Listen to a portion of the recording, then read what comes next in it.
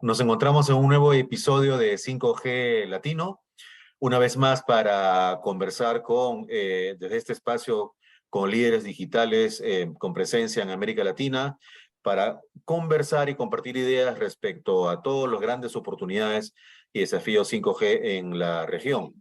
En esta oportunidad tenemos el agrado de recibir a Celedonio von Gutenau. Él es director de Asuntos Gubernamentales de Nokia para América Latina y que pues cuenta con una vasta trayectoria en el sector de las telecomunicaciones en la región y que por supuesto tiene desde Nokia una visión bastante definida sobre todo lo que vamos a ver o estamos empezando a ver en la región en esta materia. Antes quisiera saludar a Jesús. Jesús, ¿cómo estás? Vamos a encontrarnos con Celedonio ahora. ¿Qué tal, Carlos? Claro que sí. Adelante, Sí. Celedonio. Pues bueno, primero que nada, ya te hicieron la presentación institucional, pero quisiera que nos compartieras un poco cómo es que llegaste tú al campo de las telecomunicaciones. ¿Era un interés que tú ya tenías profesionalmente o cómo viniste rebotando para caer en este sector? Hola, ¿qué tal, Jesús? Hola, ¿qué tal, Carlos? Y un saludo especial a todos, a toda la audiencia. Mi ingreso al mundo de las telecomunicaciones fue de casualidad. Yo estudié licenciatura en Administración Pública y Ciencias Políticas en la Universidad Nacional de Cuyo, en Mendoza, Argentina. Después me casé y me fui a Alemania a hacer un doctorado en Ciencias Políticas.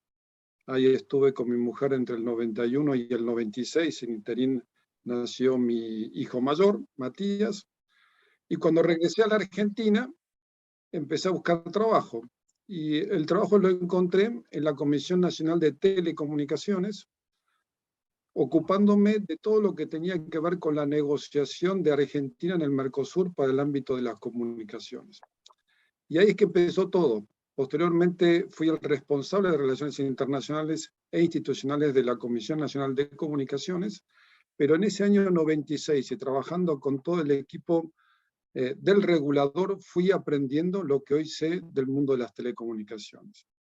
Y es un mundo realmente fascinante. Estuve ahí en el gobierno hasta el 2000, luego pasé a Lucent Technologies, a cargo también de asuntos gubernamentales para una parte de América del Sur. Posteriormente fui director regional para América Latina del CDMA Development Group, o Grupo de Desarrollo CDMA, cuyo objetivo era promover la tecnología CDMA en el mundo de las tecnologías móviles.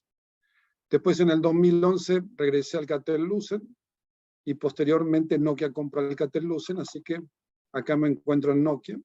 Y realmente fascinado, feliz de haber encontrado este lugar para poder trabajar y desarrollarme profesionalmente. Has recorrido entonces toda la ruta de los últimos, diremos, casi 30 años, según lo que nos mencionas. Es decir, mucho ha cambiado en este tiempo. Has estado en ambos lados de la industria, en la gestión pública, en el ámbito privado y cada vez con una mirada mucho más global. Justamente en ese sentido, Celedonio, con esta tan vasta experiencia, ya desde Nokia. Nokia es una marca, por supuesto, reconocida globalmente.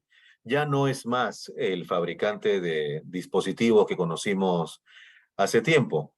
Y ahora más bien está enfrascado en el mundo de la infraestructura, del equipamiento. Si nos cuentas, cuando hablamos de Nokia, ¿de quién estamos hablando en el mundo actual? Nokia es una empresa que tiene más de 155 años, es de origen finlandés, si bien cuando se constituyó Finlandia no existía, o sea, es más vieja que Finlandia. Comenzó en la industria del papel, luego siguió en la industria del caucho, particularmente botas y neumáticos. También tuvo participación en el mundo de los cables y luego poco a poco se fue metiendo en el mundo de la electrónica. Primeramente a través de los dispositivos móviles, siendo realmente famosa y líder mundial en esa materia, y después posteriormente enfocándose en la infraestructura para redes. Y esta es la Nokia que hoy tenemos hoy en día, una empresa que suministra tanto redes móviles como redes fijas, como redes en la nube, y todo sustentado gracias al trabajo de los famosos Nokia Bell Labs, que son los laboratorios Bell, cuyo origen se remonta a la invención del teléfono. Graham Bell fue realmente el fundador de esos Bell Labs, y hoy en día Nokia tiene el manejo de estos laboratorios, y que lo que nos da a nosotros es el liderazgo tecnológico que tiene Nokia en el mundo de las telecomunicaciones, y te diría no solamente en las telecomunicaciones, porque hay muchas invenciones que han surgido de los Bell Labs y que han impactado en otras industrias. Y en este marco, perdón, sí, adelante. en este marco, si les parece, entramos en el mundo de la quinta generación. Exactamente. Sí, claro. Es una, digamos, la quinta generación para nosotros en América Latina es bastante joven, pero ya lleva algunos años. En el 2019 ya teníamos las primeras redes funcionando en Corea del Sur y en Estados Unidos, y ahí Nokia comenzó a participar desde ese momento en el despliegue de las redes. Pero en sí Nokia está trabajando en el desarrollo de ese estándar tecnológico desde hace un montón de años. Es más, es uno de los contribuidores fundamentales de este tipo de especificaciones técnicas que fueron creando la quinta generación, y es el líder en lo que nosotros denominamos patentes esenciales para la quinta generación, con más de 4.000 patentes. O sea que es un líder mundial en materia de quinta generación, con 233 contratos a nivel global y 77 redes ya operando comercialmente. En América Latina es un poco diferente. Nosotros en América Latina venimos un poco más tranquilos, pero no obstante ello, ya desde el 2019 también Nokia comenzó a desplegar así algunas pequeñas redes de quinta generación, como Antel en Uruguay, Cetar en Aruba, y después posteriormente fuimos ofreciendo y prestando sí, redes para AT&T en México, CNT en Ecuador. También tenemos redes con Claro y con TIM en Brasil, pero desde el punto de vista de una tecnología un poco diferente que se llama DSS. Y bueno, esto fue armando, sí, digamos, distintos proyectos que comenzaban a funcionar a nivel regional, pero podríamos decir que la clave del inicio de la quinta generación en la región vino con la primera licitación de espectro 5G que tuvimos en Chile. Tan es así que nosotros, bueno, participamos activamente en todo el trabajo que llevó adelante el gobierno, y hoy en día tenemos la primera red comercial de Movistar en Chile. Junto con Movistar no solamente suministramos la red, sino que también hemos generado un acuerdo con universidades y Movistar, ayudando al mundo universitario a entrar en este mundo tan particular de la quinta generación y comenzar a pensar en casos de uso que sean útiles para la comunidad en donde se encuentra esa universidad. Y lo mismo estamos haciendo con Claro. Con Claro hemos puesto un laboratorio de lo que denominamos la quinta generación stand-alone, o sea, puro quinta generación, con el mismo propósito, ir generando este pensamiento y la posibilidad de crear casos de uso que puedan servir a la industria. Y junto con esto, y con esto te paso después, Jesús, la palabra, también nos hemos metido muchísimo en el tema de las redes privadas, que es, yo diría, la parte más interesante que nos va a traer la quinta generación. Creo que después vamos a conversar un poco sobre 5G y 6G, pero el tema de las redes privadas es sumamente interesante. Nosotros tenemos más de 27 proyectos operando en América Latina de este tipo de soluciones, y somos uno de los líderes mundiales. Tan es así que tenemos más de 2.400 empresas que están usando nuestra tecnología y más de 450 redes a nivel global. ¿Y por qué es esto? Porque desarrollamos un ecosistema de partners, generamos un ecosistema de partners en cada uno de los sectores en los cuales Nokia se enfocó, y que hace que nuestra tecnología con esos partners funciona fantásticamente bien. Y estamos hablando del mundo del transporte, de la minería, de la energía, del sector público, particularmente Smart Cities, también todo lo que tiene que ver manufacturas e industrias, y por último también en el mundo... ahí ya se me perdió, pero bueno, estos son los web scales, o sea, las grandes empresas web que se van metiendo también en este mundo de las telecomunicaciones. Celedonio, ahorita me quedé pensando, bueno, quizás vale aclararle al público a qué nos referimos con DSS, 5G NSA y 5G Standalone. DSS es una tecnología es con partición dinámica de espectro por la que, por ejemplo, en Brasil, y creo que también en Estados Unidos, algunos despliegues eran, pues la red del operador es capaz de sentir, ¿no?, en ese momento los dispositivos y alternar usando el mismo espectro, la misma banda de frecuencia para dar 4G o 5G, ¿no? A eso se refiere DSS. En el momento en el que estamos hablando ahorita de despliegue de redes de 5G en América Latina, la mayoría son todavía non-standalone, ¿verdad? Que para el público quizás no tiene muy masticados los releases del 3GPP, son redes 5G, estandarizadas como 5G, pero que descansan en ciertos elementos de la infraestructura de 4G.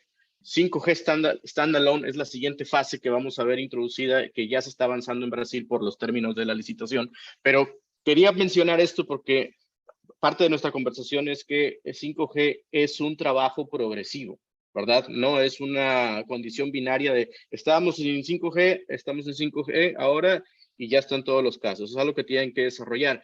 Y por ahí queremos aprovechar que estamos hablando con Nokia, que siendo que Nokia tiene una relación muy importante con muchos verticales a través del proceso de comercialización de patentes, son un partner natural, ¿verdad? Quizás en el mundo de las telecomunicaciones pensamos que para las empresas que buscan un proceso de digitalización, pensamos que a veces están limitadas al operador o a una serie de integradores, pero a veces no se piensa que las mismas empresas que se catalogan como equipadores o vendedores de tecnología ya tienen camino avanzado como, digamos, hasta cierto punto mentores, hasta cierto punto proveedores, porque la gente que llega con Nokia, como conversábamos en la pre-entrevista, no llega en ceros, ya tienen generalmente algún tipo de relación tecnología con ustedes, ¿no es cierto? Sí, efectivamente. Para abordar un poco el tema de 5G, non-standalone y standalone, como bien vos decís, todo esto es un proceso progresivo de evolución tecnológica y todo sustentado en el estándar del 3GPP, ¿no? Entonces, el 3GPP se maneja por releases y cada release te da nuevos elementos que hacen a esa tecnología una tecnología más evolucionada. Entonces, tuvimos tercera generación, tuvimos cuarta generación. La quinta generación son 3 releases diferentes que van completando la figura que constituye lo que va a ser la quinta generación. En ese proceso evolutivo, al principio la quinta generación utiliza el espectro de radio de quinta generación, pero el core de la cuarta generación. Y eso es lo que nosotros denominamos non-standalone. En cambio, pasa a ser standalone o quinta generación pura cuando no solamente la radio, sino también el core network es todo puro 5G. Y esto es progresivo porque obviamente los operadores tratan de apalancar sus inversiones con las tecnologías que ellos ya tenían previamente instalados. Cuando hablamos de 5G, 5G siempre se representa con un triángulo, en donde hay 3 componentes esenciales. A la cabeza, en el vértice superior, tenemos lo que nosotros denominamos banda ancha extrema o ultra banda ancha. Es decir, mayores velocidades de las que estamos acostumbrados a tener con 4G.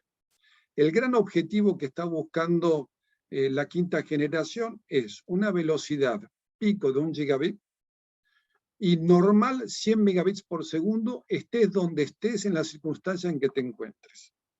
Entonces, es un incremento de velocidad sustancial respecto a lo que estamos acostumbrados con 4G.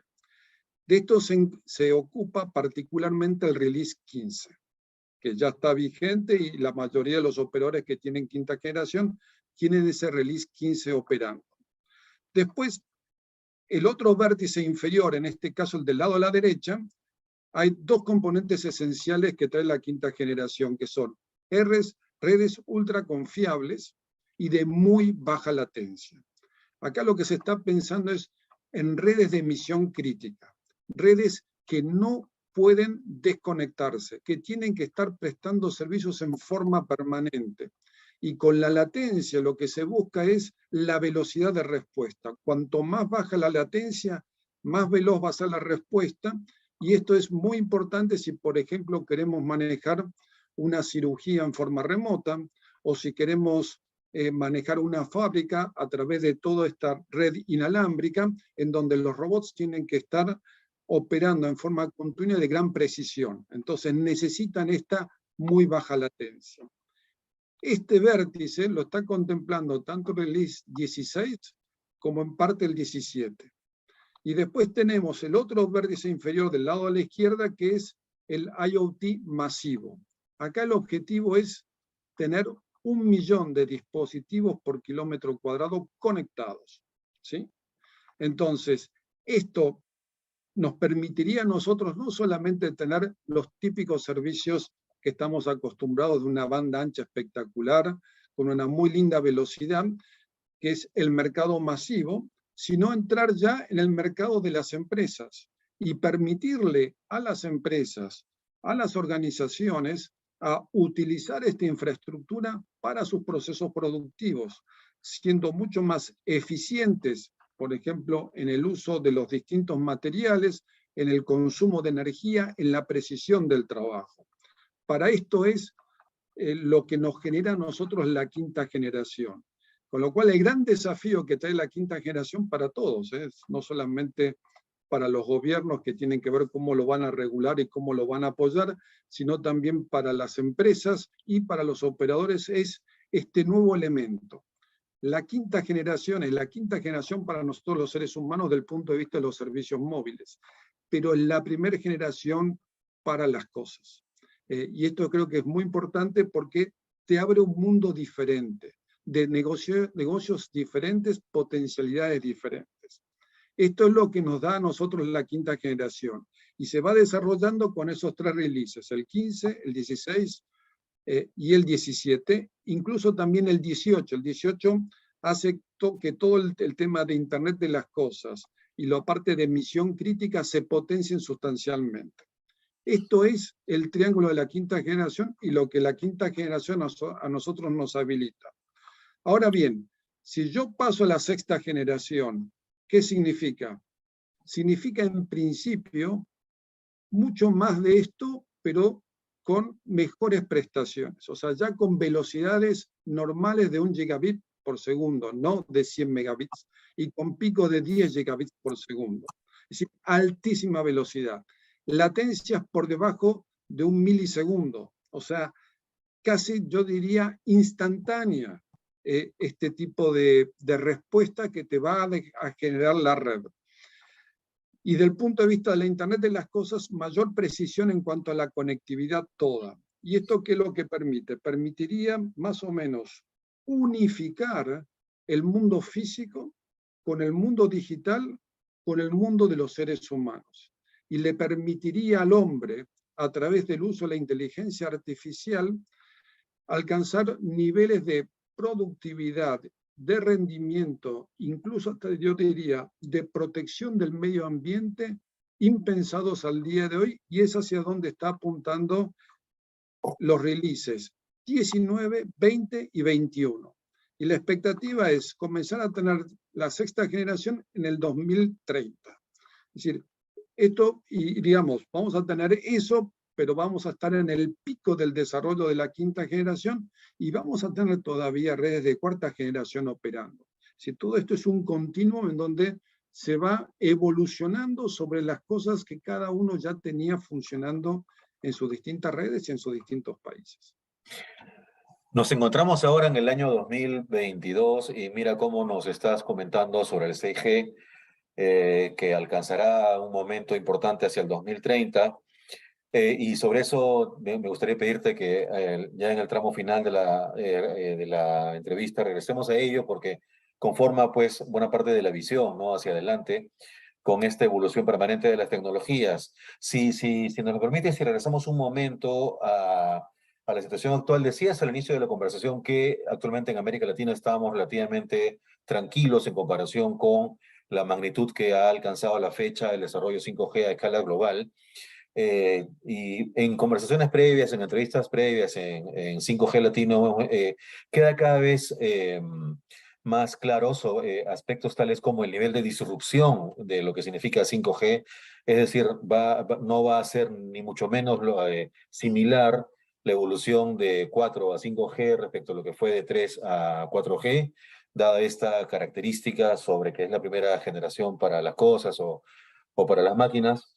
Eh, También hemos venido conversando bastante sobre los casos de Chile o Brasil, y justamente en ese sentido, si bien lo más importante es los casos de uso que el 5G progresivamente vaya revelando a todos, no tanto en el segmento empresarial primero, y veremos si progresivamente en el segmento de consumidores finales, de personas, ¿cómo es la mirada de ustedes sobre el desarrollo normativo en la región? Y con esto nos referimos a que para, para que florezcan los casos de uso de 5G hace falta disponer de espectro radioeléctrico, que a su vez sabemos cuáles son las bandas que están definidas para este propósito, y eso requiere una preparación de parte de los gobiernos, de parte de los estados, que empieza pues por la atribución y va avanzando con la licitación, que es el momento recién a partir de la licitación o la modalidad de asignación que corresponda, es el momento en que recién los diferentes actores, fundamentalmente operadores, pueden ya desplegar la infraestructura necesaria para luego proveer servicios. En ese sentido, además de Chile y Brasil, ¿cómo sientes el momento actual en la región? ¿Los gobiernos están pisando el acelerador, o cuando mencionaste que estábamos tranquilos, más bien la sensación es que no está avanzándose como sería deseable, dado el impacto en productividad, competitividad, sostenibilidad que mencionaste hace un momento? ¿Cómo sientes el avance en la región, además de los casos de Chile o Brasil? Si nosotros pensamos que la quinta generación es, digamos así, el trampolín para la transformación digital, y con eso tendría un impacto muy fuerte en la cuestión productiva, en el desarrollo económico, en el desarrollo social de las personas, frente a ese contexto diría que América Latina viene muy tranquilo con el tema de la quinta generación. O sea, efectivamente sería interesante acelerar un poco los preparativos, porque no es tan sencillo. Identificar el espectro es fácil, pero después hay que entregar el espectro limpio, o sea que tienen que preparar las bandas de frecuencia para eso. Se tienen que preparar las normativas, de forma tal que tanto los operadores como las empresas puedan tener acceso a ese espectro y puedan desplegar sus redes, ya sea para un servicio público o para un servicio privado. En ese sentido, vamos viendo algunos movimientos después del liderazgo de Chile y el trabajo fantástico que realizó Brasil, poniendo una gran cantidad de bandas de frecuencia a disposición del mercado. Siguió en este sentido República Dominicana. Ellos también hicieron una licitación y también se entregó una frecuencia para ser utilizada para la quinta generación. Pero después lo que estamos viendo es algunos planes de los gobiernos tendientes a licitar espectro, que quizás con suerte lo podríamos ver a fin de este año o principio del año que viene, y otros gobiernos que en el mientras tanto lo que habilitan es que aquellos operadores que tengan frecuencia en 3.5 la puedan utilizar para la quinta generación, esencialmente para servicios fijos, pero en algunos casos también lo habilitan al servicio móvil. Pero eso no forma parte, digamos así, de una política de Estado en favor de la quinta generación. Es aprovechar las circunstancias para empezar a hacer ese camino. Pero toda una política tendiente a habilitar la quinta generación, identificar el espectro, crear el marco normativo, de forma tal de, como les dije, los distintos actores pueden aprovechar esta potencialidad y después también preparar, en definitiva, a la sociedad y a las empresas a aprovechar las bondades y los beneficios que le va a traer la quinta generación, eso se ve menos. Y un gran desafío que estamos teniendo es muy fácil entender el tema de la quinta generación para los operadores, pero como les mencioné, la quinta generación te habilita todo un nuevo mercado que es el mundo de los verticales. Ese mundo de los verticales tiene que ser habilitado. Los operadores tienen que estar autorizados en los distintos países para poder abordar ese mercado. Y aquellas empresas que quieran colocar sus propias redes privadas, también se les tendría que habilitar para poder desplegar este tipo de redes. Hay casos sumamente interesantes en los cuales, como Nokia, estamos trabajando. Por ejemplo, uno tiene que ver con la agricultura, un proyecto, una iniciativa que existe en Brasil que se llama Conectar Agro. Y lo que busca acá es llevar la conectividad a las zonas rurales. En este momento tenemos más de 7 millones de hectáreas cubiertas con este servicio, utilizando la banda de 700 MHz, y en este caso 4G, pero lo que se busca es la agricultura de precisión como un servicio.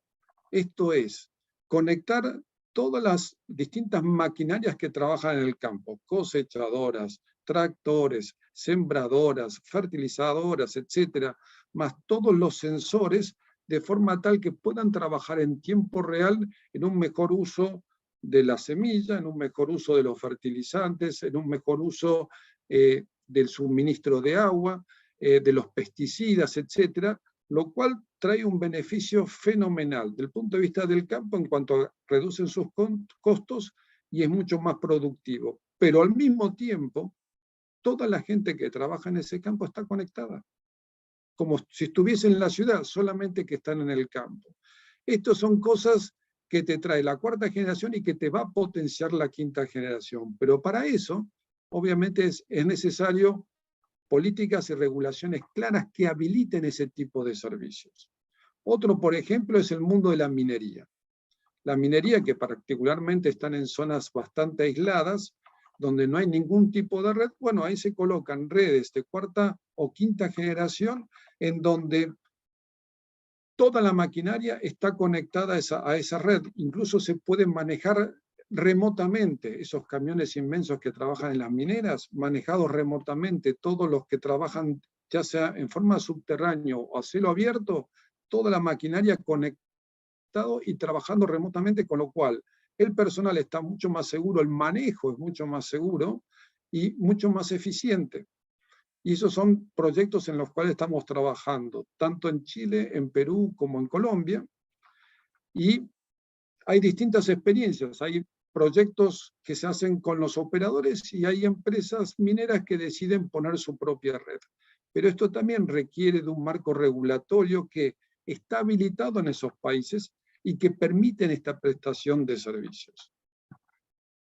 Antes de pasar yo quisiera quizás detenernos un poco en mejores prácticas o áreas que hayan identificado ustedes de cómo mejorar, además de la parte de espectro, que creo que ya la explicaste bastante bien.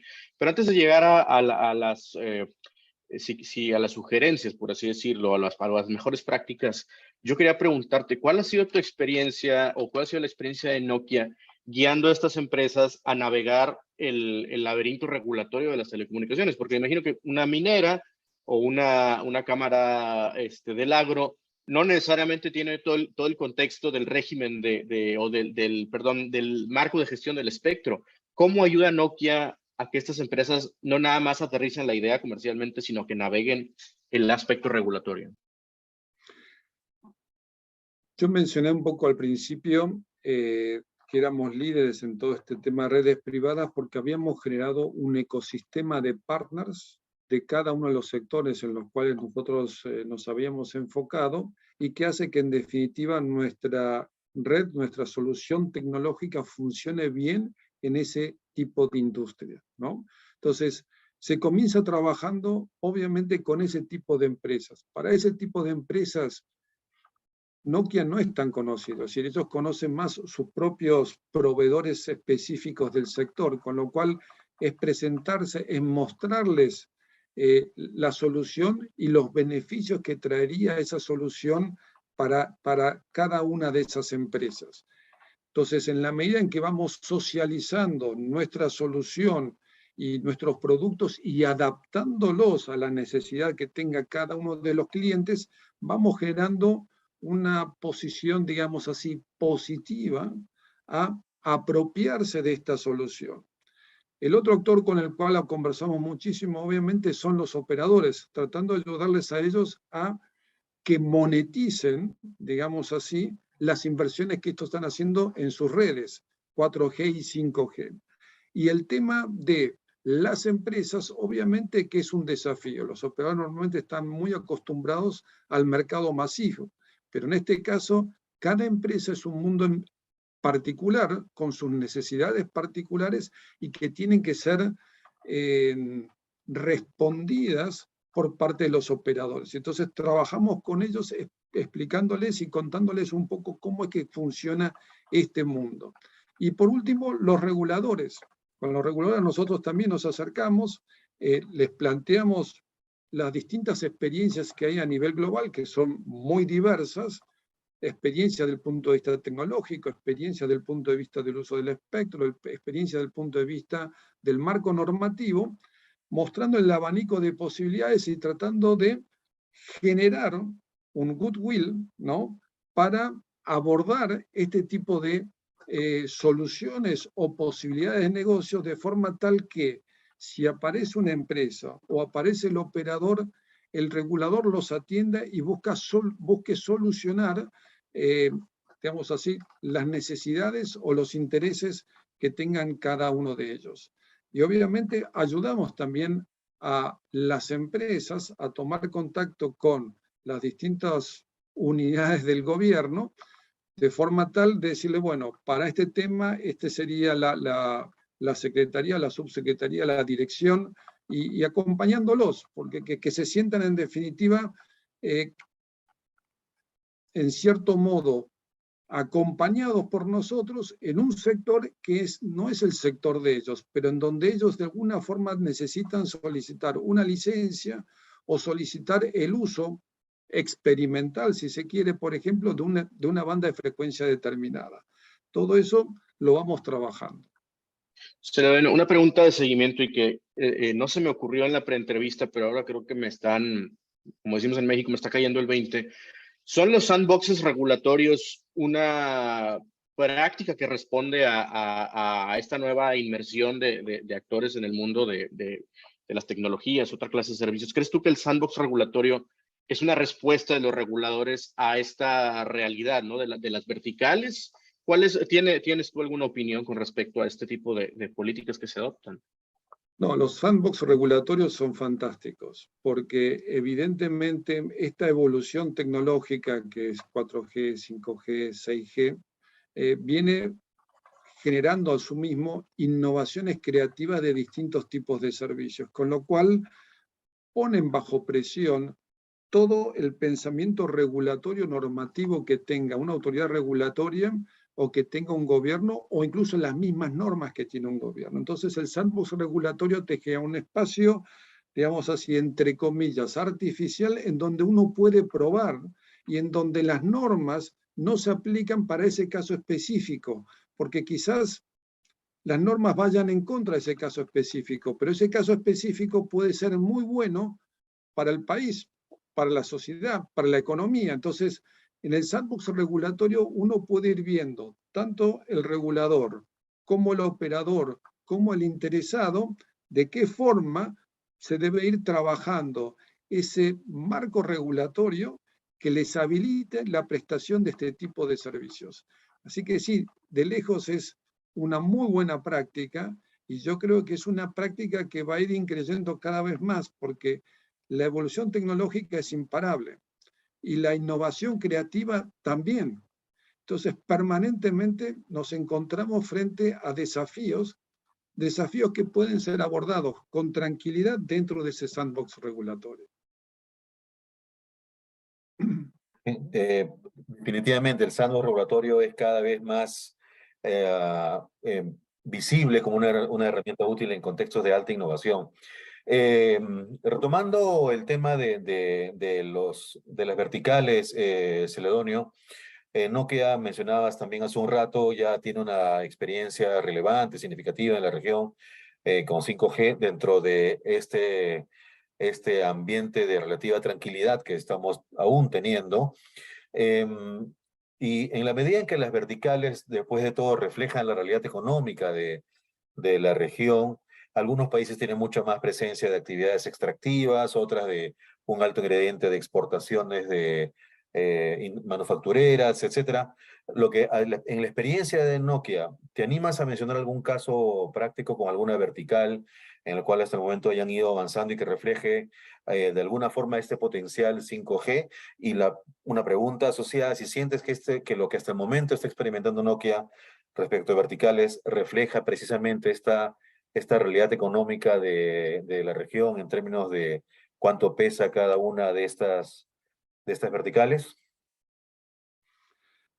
Más allá de lo que mencioné sobre Conectar Agro, que lo llevamos adelante con buena parte de la industria agropecuaria de Brasil y con TIM, te puedo mencionar, por ejemplo, puertos. Acabamos de comunicar públicamente una red privada en el puerto de Yucatán, en conjunto con AT&T México, en donde en definitiva toda la gestión portuaria se va a manejar a través de esa red privada.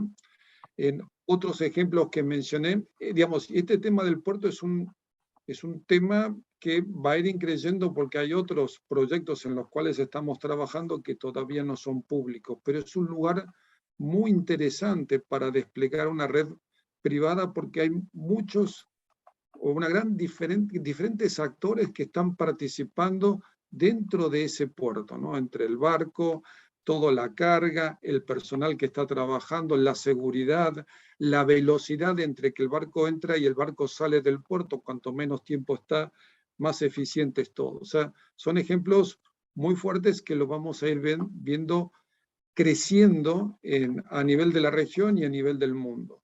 Las mineras, ahí es un sector muy poderoso. Ahí tenemos, como mencioné, distintas experiencias. En el caso de Colombia, hemos hecho un trial muy interesante con Goldfields. Después también con Antamina, en el caso de Telefónica, con las Bambas también en el caso de Telefónica, con Codelco tenemos experiencias, o sea, desarrollos muy interesantes de despliegue de este tipo de redes en donde se conecta todo, se maneja buena parte en forma remota y se incrementa la seguridad y la salubridad y la eficiencia y productividad de la mina. Y después, a nivel mundial, en cuanto a, por ejemplo, fábricas, tenemos acuerdos con BMW, con Toyota, tenemos también con Bosch, en donde colocan toda una red de cuarta o de quinta generación, dependiendo de la fábrica, adentro de la fábrica para ir manejando toda la robótica que va produciendo los distintos equipos de estas empresas. Otro ejemplo interesante a nivel global, no tanto en América Latina, es un acuerdo que tenemos con Lufthansa, en donde la unidad de mantenimiento y reparación de aviones de Lufthansa, que no es solamente los aviones de Lufthansa, sino un montón de empresas que tienen acuerdos con Lufthansa justamente para que les haga el mantenimiento, todo manejado con redes de quinta generación y que permiten, esté donde esté la persona en el mundo, saber perfectamente qué es lo que se está arreglando y por qué se está arreglando esa parte del avión que se encuentra en Alemania.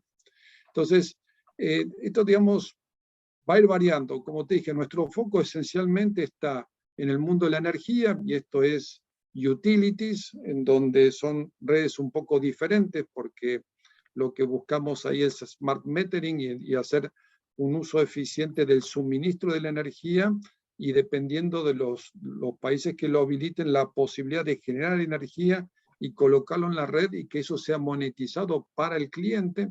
Eso es una parte. Oil and gas, en los pozos petroleros, en las plataformas marítimas, ese es otro sector en donde estamos trabajando fuertemente.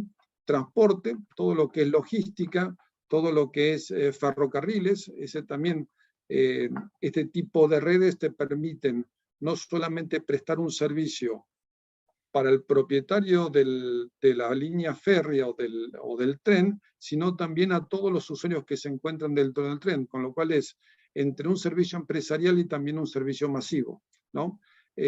Smart Cities, es decir, a través particularmente de postes inteligentes en donde uno puede colocar, manejar, por ejemplo, el tema de la luz, pero al mismo tiempo la contaminación ambiental y cámaras de seguridad, con lo cual en un despliegue que nadie se da cuenta, porque tú circulas por las calles y ves los postes de luz. Bueno, esos te actúan como una estación de radio, al mismo tiempo controla la luminosidad, controla las temperaturas o distintos grados de polución que pueda tener la ciudad, y al mismo tiempo actúa como una unidad de seguridad para toda la comunidad que se mueve en torno de ese lugar.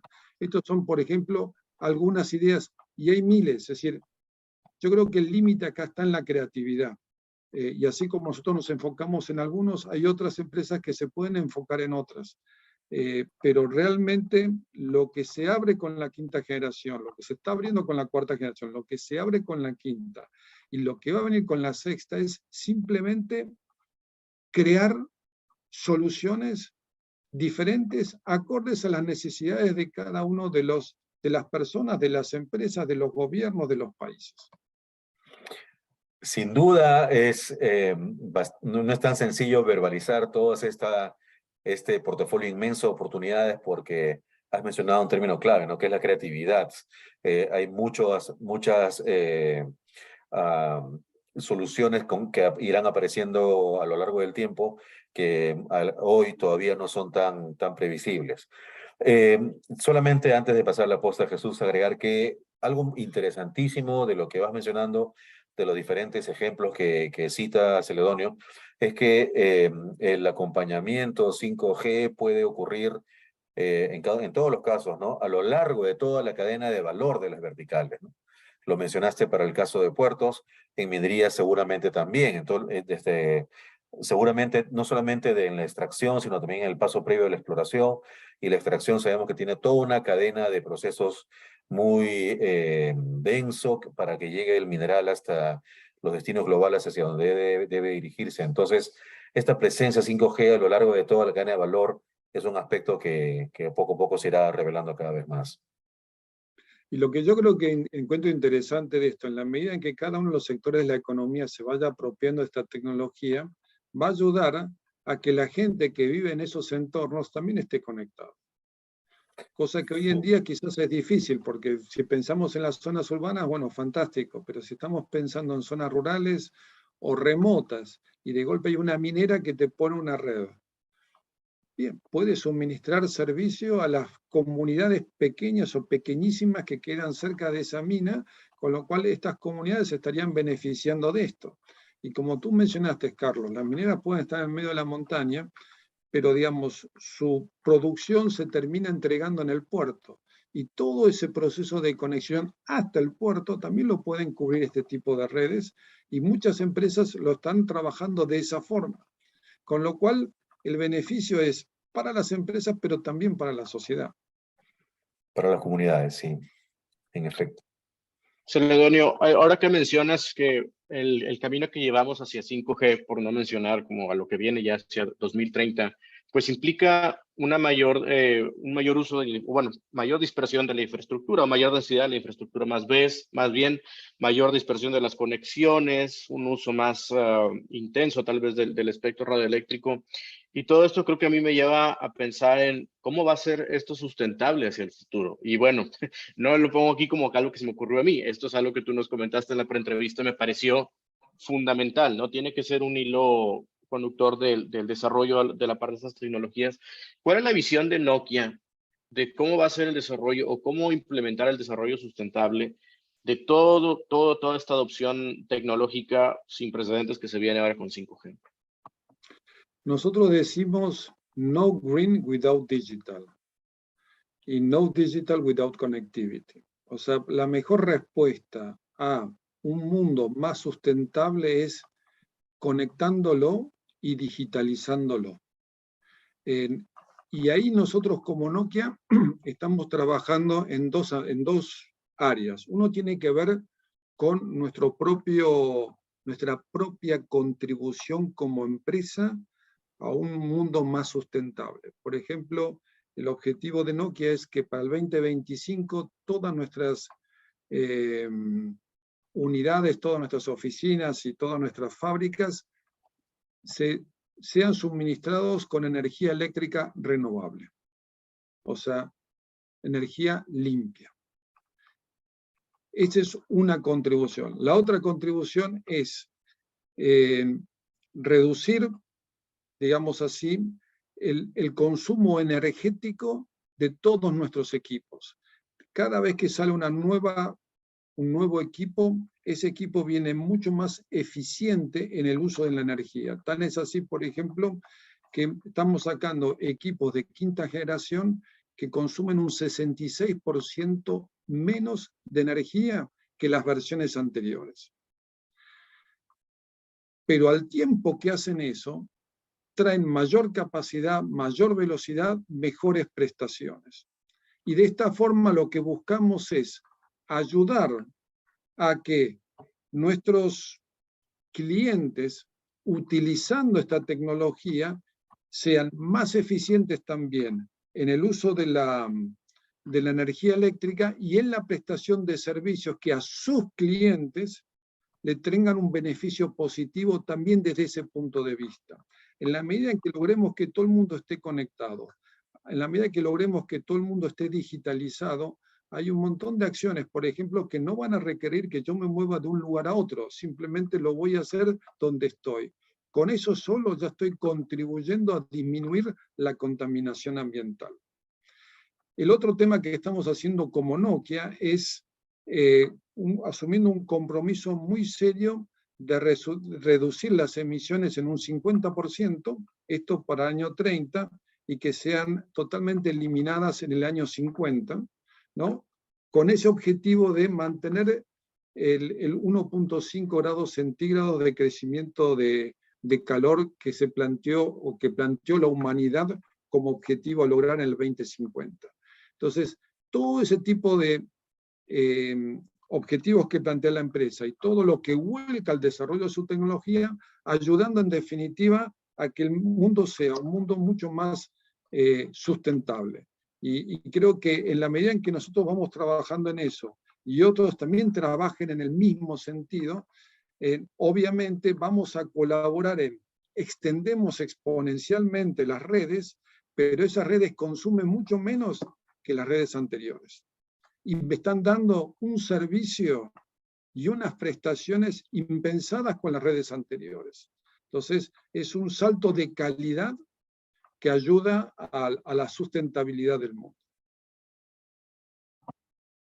Sostenibilidad, definitivo. Es fundamental ahora que 5G, tal como mencionaste, con este triángulo que lo resume tan bien, ¿no? Ultra banda ancha, ultra confiable, ultra masivo, el número de dispositivos, ¿no? Entonces, eso también implica un crecimiento exponencial en el consumo de todos los recursos necesarios para la conectividad, entre ellos la energía, ¿no? Debemos ir concluyendo esta tan interesante conversación, Celedonio, pero ya has ido mencionándonos algunos aspectos del que conforman la visión de tuya y de Nokia sobre lo que se viene con 5G, pero sí nos gustaría entrar un poco más, ¿no? De pronto, sobre 6G, has mencionado que hasta el 2030 veremos un momento importante para ello. ¿Cómo pondrías en palabras que si con todo esto de 5G recién vamos a ver un desarrollo desde los últimos tiempos a la fecha y en el futuro más previsible? 6G, al significar otro salto, ¿cuál es la visión general que tiene en Nokia sobre estos grandes saltos que las tecnologías nos van mostrando? Hemos ido desde el 1 al 4G a cierto ritmo. Decías también en la conversación previa que pues aproximadamente cada década vemos una tecnología emerger o algo así, cada cierto número de años. ¿Cómo podrías tú redondear la conversación de ahora con la visión sobre los años venideros? Nuestra visión es promover la digitalización y promover la digitalización con redes más eficientes, seguras y sustentables, tanto para ser utilizadas por los operadores, por las empresas y estos nuevos actores de los cuales no hablamos, que son los neutral host o las torreras u operadores de infraestructura mayorista. Este es el gran objetivo, la visión que tiene Nokia. Para eso, obviamente, hay 3 áreas en las cuales nos enfocamos muy especialmente. Una tiene que ver, porque hablamos mucho de 5G y de 6G, pero para que todo eso funcione lo que necesita uno es fibra. Es mucha fibra. Entonces, el tema de la fibra y el despliegue de la fibra en los próximos años va a ser clave, va a ser neurálgico para lograr tener una sociedad digitalizada y conectada. Y esta conexión o este despliegue de fibra tiene el doble propósito, porque por un lado me permite a mí conectar toda mi red de quinta generación. Si yo no tengo conexión de fibra o enlaces de microondas de altísima capacidad, mi servicio de quinta generación va a ser paupérrimo. Si la quinta generación me exige a mí un ancho de banda que me lo suministra particularmente la fibra. Entonces, yo necesito la fibra para conectar todos mis sitios, pero también aprovecho que tenga ese despliegue de fibra para llegar a los hogares, porque los hogares también van a necesitar eso. Si uno piensa que en el hogar, independientemente de la cantidad de personas que vivan ahí, van a tener distintos equipos conectados a esa red, manejados hasta incluso remotamente a través del celular, lo que se necesita es un ancho de banda muy importante para la parte de entretenimiento, para la parte de la educación, para la parte doméstica, para la parte de trabajo, pero digamos, necesitamos, con lo cual hay que llegar con fibra al hogar. Esta es, yo diría, la primera gran área de desarrollo que vamos a observar en los próximos años en el mundo y también en América Latina. Es clave. El segundo tiene que ver con la industria 4.0. Esto es la apropiación por parte de las empresas de esta tecnología, estas nuevas soluciones, y que les permitirían a cada una de estas empresas ser más eficientes, más productivas, más seguras, con el beneficio que trae para la empresa, pero también para las personas que trabajan en esa empresa y para la sociedad toda. Vamos a ir viendo cada vez más empresas apropiándose de esta solución tecnológica, ya sea que lo hagan a través de los operadores, ya sea que lo hagan a través de la nube, ya sea que lo hagan a través de sus propias redes. Pero lo vamos a ir viendo y va a ir increyendo cada vez más este tipo de despliegues a nivel de toda América Latina. Y por último tenemos el crecimiento de la quinta generación. La quinta generación ya finalmente estamos hablando de una red que no es móvil, es fija, es todo. Y todo va a estar conectándose ahí, por momentos en forma fija, por momentos en forma móvil, pero va a formar parte de un todo. Con lo cual, lo que vamos a ver es un gran despliegue de esto, pero la necesidad de ayudar, apoyar particularmente a quienes despliegan esta infraestructura, que son los operadores, a monetizar ese gran esfuerzo que ellos están haciendo. Esta parte es importantísima. Si no logramos que los operadores puedan monetizar las inversiones que ellos hacen en infraestructura, nos podemos ya quedar sin infraestructura. Y si nos quedamos sin infraestructura, un montón de servicios que estamos imaginándonos no van a poder ocurrir. Con lo cual es fundamental esa monetización de la infraestructura para que la infraestructura continúe su evolución y pasemos a la sexta generación y después posteriormente más adelante a la séptima generación, etc. Es decir, ir creciendo. Esto requiere muchas inversiones y es necesario que los distintos actores puedan monetizar estos para poder lograr un país cada vez más conectado, con banda ancha en todos lados y que le permita llevar adelante su transformación digital. Quizás lo último que has mencionado termina siendo pues una suerte de prueba ácida, ¿no? Es decir, que los casos de uso y todas estas oportunidades que hemos ido develando en la conversación, que nos has ido compartiendo, pues deben demostrar ser económicamente viables, es decir, debe existir la monetización, sí, lo cual posiblemente, dado el nivel de disrupción que representa 5G, no va a ser resuelto puramente por el mercado, sino pues podría motivar algún tipo de política, de intervención de política pública, ¿no? Que también seguramente será innovadora, innovadora, temas que probablemente hoy todavía no visibilizamos, pero que progresivamente irán emergiendo a nivel de política pública. A nivel de política pública, lo que es esencial más allá del tema de espectro es que le faciliten el despliegue de la infraestructura. Si estamos entendiendo de que esto es una infraestructura esencial para la sociedad, tiene que ser fácil y sencillo su despliegue, reducir el costo del espectro, reducir la carga impositiva. Con la red yo hago una parte, pero necesito los dispositivos. Si los dispositivos son muy caros, la gente no va a poder acceder a los dispositivos, con lo cual no va a poder aprovechar la red. Entonces es importante también prestarle atención a los dispositivos y de qué forma los hago accesibles para la sociedad. Y por último, y no es lo último, es muy importante, es la educación digital de la sociedad. Yo tengo que formar a nuestra sociedad para que aprovechen esta tecnología, no solamente desde el punto de vista de la diversión o el entretenimiento, sino desde el punto de vista educativo y productivo. Entonces, esta formación es fundamental para que las personas puedan, accediendo a un dispositivo, aprovechar esta infraestructura. El trabajo que tienen los gobiernos es muy importante y no es solamente del regulador de telecomunicaciones.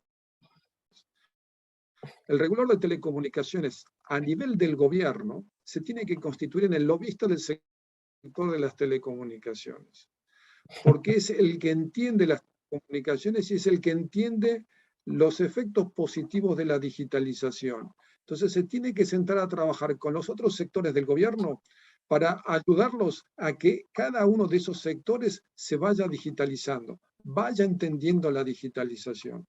Este es el concepto de ser lobista del sector en el gobierno. En el gobierno ellos son los que entienden y el gobierno confía en ellos, con lo cual ellos tienen que trabajar con esos distintos sectores del gobierno para empujar la transformación digital. Y sobre esto tienen que trabajar con el Congreso, con el Poder Legislativo, porque muchas normas van a salir de ahí. Tienen que ser normas positivas para este desarrollo, no normas que afecten o que impidan el desarrollo digital de la sociedad y del país. Con lo cual, la función del regulador es clave. Creo que con eso podemos quedarnos como idea final de la conversación, Celedonio. Y sería después de toda una validación de algo que en el sector venimos comentando hace tiempo, ¿no? De que las políticas públicas de conectividad digital ya no son como el siglo pasado un tema de ámbito sectorial, sino tiene un carácter inherentemente transversal, ¿no? A nivel de cada uno de nuestros países. Muy bien, con eso podemos ir cerrando la conversación. No sé, Jesús, si quisieras tener algún comentario final también. No, totalmente de acuerdo. Esta última precisión me parece muy interesante del rol del regulador como proactivo en acomodar el resto del marco institucional y jurídico. Celedonio, pues nada más, si le quisieras comentar al auditorio si te pueden encontrar en Twitter, en alguna red social, en LinkedIn, nada más donde pueden echarte un mensajito para seguir la conversación que ha sido, repito, muy interesante. Bueno, en redes sociales yo le tengo respeto, con lo cual solamente me pueden encontrar en Twitter o me pueden encontrar también en LinkedIn. Pero hasta ahí llega mi participación en las redes sociales. En esas dos redes me pueden encontrar. Si no, bueno, de alguna forma mis contactos en las distintas reuniones internacionales que voy participando debe estar ahí y uno la va a poder encontrar fácilmente. ¿Cómo te encuentran en LinkedIn? Repíteles tu nombre, si tienes ahí bueno, se lo voy a poner Futzenhau, es B-O-N. Y Butenau, perdón. Sí, es, digamos, Celedonio von Butenau, que el von es B corta o N, y el apellido es Wuthenau. En Twitter me pueden encontrar bajo CB Butenau, C de Celedonio, B corta de von, y Butenau mi apellido, Wuthenau. Lamento que mi apellido no sea tan fácil, con lo cual la posibilidad de que se, se escriba mal puede ocurrir. Pero queda compensado porque la probabilidad de que tengas algún Exacto. homónimo es, digamos, algo baja. Sí, claro. No. Sí. Ni Muy bien. Celedonio ni von Butenau, así que son, en Celedonio Sí, somos muy pocos. sí, sí, Claro. sí. Así es. Muy bien. Muchas gracias, Celedonio, por acompañarnos en esta conversación, en esta edición de 5G Latino, y también a quienes nos visitan en el programa, muy agradecidos y hasta una próxima edición, siempre invitándolos a que nos sigan en nuestro canal en YouTube y también en Spotify y las otras plataformas de podcast de su preferencia. Hasta la próxima edición.